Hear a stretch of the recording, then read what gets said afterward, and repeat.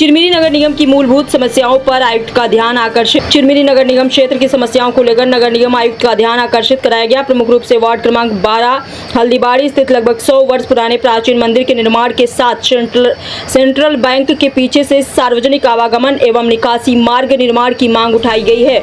स्थानीय नागरिकों का कहना है कि जब नगर निगम द्वारा मंदिर का निर्माण कराया जा रहा है तो श्रद्धालुओं एवं आम नागरिकों के लिए सार्वजनिक रास्ते की व्यवस्था भी की जानी चाहिए। इसके साथ ही वार्ड क्रमांक 13 हल्दीबाड़ी के बड़े नाले की सफाई एवं निर्माण कार्य, तुरा झील की सफाई, सभी वार्डों में बंद पड़ी स्ट्रीट लाइटों की मरम्मत, गर्मी के दौरान पेयजल समस्या का स्थायी समाधान तथा बरसात से पहले छोटे बड़े नालों की व्यापक सफाई की मांग भी प्रमुखता से रखी गई है। नगर निगम द्वारा हाल ही में बनाए गए कुछ मार्गों के अल्प समय में क्षतिग्रस्त होने का मुद्दा भी उठाया गया। भारत गैस के सामने निर्मित सड़क दफाई, चर्च के सामने मार्ग, रैन बसेरा के सामने रोड मार्ग, बड़ी बाजार एवं इंदिरा नगर रोड की गुणवत्ता की जांच कर संबंधित ठेकेदारों पर कार्रवाई तथा सिक्योरिटी मनी से मरम्मत कार्य कराने की मांग की गई। नगर निगम अधिकारियों द्वारा आश्वासन दिया गया कि स्थलीय निरीक्षण के बाद प्राचीन मंदिर तक पहुंच मार्ग, बड़े नाले की सफाई एवं निर्माण सहित अन्य जनहित के मुद्दों पर आवश्यक कार्रवाई की जाएगी। मंदिर बनेगा तो रास्ता भी बनेगा। हल्दीबाड़ी के लोगों ने उठाई सार्वजनिक मार्ग की मांग। 100 साल पुराने मंदिर तक पहुंच के लिए सेंट्रल बैंक के पीछे से सार्वजनिक रास्ता देने की मांग, बड़े नाले की सफाई, स्ट्रीट लाइट, पानी और जर्जर सड़कों पर नगर निगम से जनहित के मुद्दों और वार्डों में बनी समस्या पर समाधान। आइए देखते हैं देवेंद्र सिंह चंदेल, राजपूत, सरगुजा संभाग की खास खबर। सर, ये चिरमिरी क्षेत्र नगर पालिका के अंतर्गत आता है और अब मानसून का समय आ रहा है। मानसून के समय में नाले नालियों की जो सफाई होना है, ऐसी कार्यक्रम कुछ चल रहा है कि चिरमिरी में जो नाले नालियाँ हैं, खासतौर पर वार्ड नंबर 13 की इसकी सफाई वगैरह जो होना है।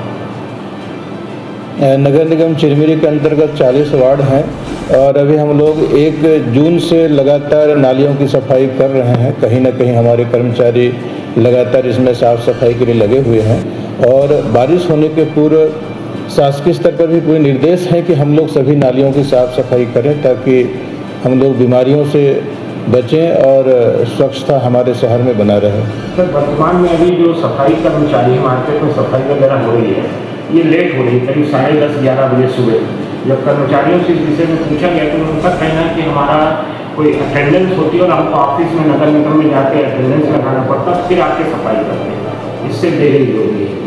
नहीं, इसमें उनको सवेरे जल्दी ही आने का निर्देश है और हो सकता है किसी कारण से कोई कर्मचारी लेट हुए होंगे, लेकिन हमारे यहाँ से ऐसा कहीं पर भी नहीं है कि वो सफाई में किसी तरह से विलम्ब करें। ऐसा निर्देश हमारे द्वारा नहीं दिया गया है, सवेरे से ही करने का निर्देश है। हल्दीबाड़ी में सर ये देखने को मिल रहा है कि जो पानी की जो व्यवस्थाएं हैं काफ़ी इसमें अनियमितताएँ देखने मिल रही है। जो पूर्व में तो ऐसा था कि पानी कंटिन्यू डेली पानी सप्लाई किया जाता था, लेकिन अभी एक दिन छोड़ के पानी दिया जा रहा है। ऊपर से उसका प्रेशर भी और समय सीमा भी कम कर दिया गया है।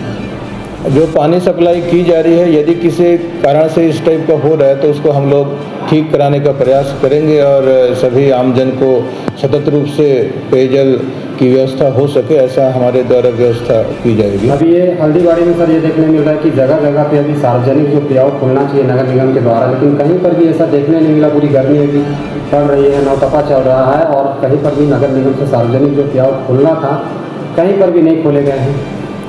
हमारे नगर निगम चिरमिरी के अंतर्गत प्याऊ की व्यवस्था की गई है, लेकिन हो सकता है कोई क्षेत्र विशेष छूट गया होगा। यदि वहाँ अपेक्षित है तो हमारे द्वारा प्याऊ की व्यवस्था की जाएगी। चिरमिरी क्षेत्र में सर कई प्राकृतिक जल स्रोत है जिनको तुर्रा कहा जाता है, कई वार्डों में है। इनकी अगर साफ सफाई और समय समय पर उस जगह देख रेख की जाए तो प्राकृतिक जल स्रोत से कम निस्तार के लिए लोगों को पानी की व्यवस्था हो सकती है। इस विषय में आप कुछ कहना चाहेंगे? जैसे हमारे संज्ञान में है उसको तो हम लोग साफ़ सफाई करा रहे हैं। जैसे कि छोटी बाजार एरिया में एक तुर्रा है, वहाँ आसपास में भी साफ़ सफाई की जा रही है और एक गुदरीपार एरिया में है, वहाँ पर भी हमारे द्वारा साफ़ सफाई का कार्य कराया जा रहा है और जो आमजन उसका इस्तेमाल करना चाहते हैं तो वो कर सकते हैं। वार्ड नंबर 13 में जो बड़ा नाला है सर, जो हल्दीबाड़ी की तमाम निकासी गंदे पानी की होती है, उसकी कई वर्षों से सफाई नहीं हुई है और उसका फर्शीकरण एवं सुरक्षा वार्ड बनना है। उस विषय में आपके संज्ञान में बात आई है कैसे?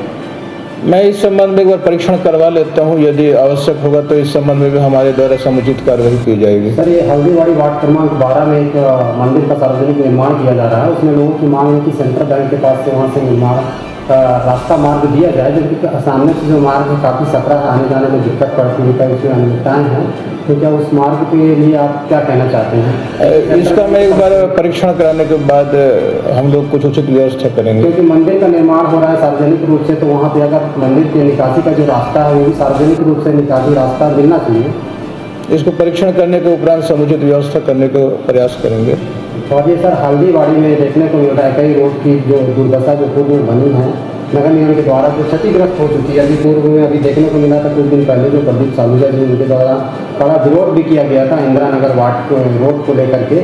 और जो हल्दीबाड़ी की भी कई मार्ग रोड है जिसमें कि ठेकेदारों के द्वारा जो काम किया गया उनकी सिक्योरिटी जो मनी जमा रहती है, क्या उनको कोई नोटिस वगैरह जारी किया गया था?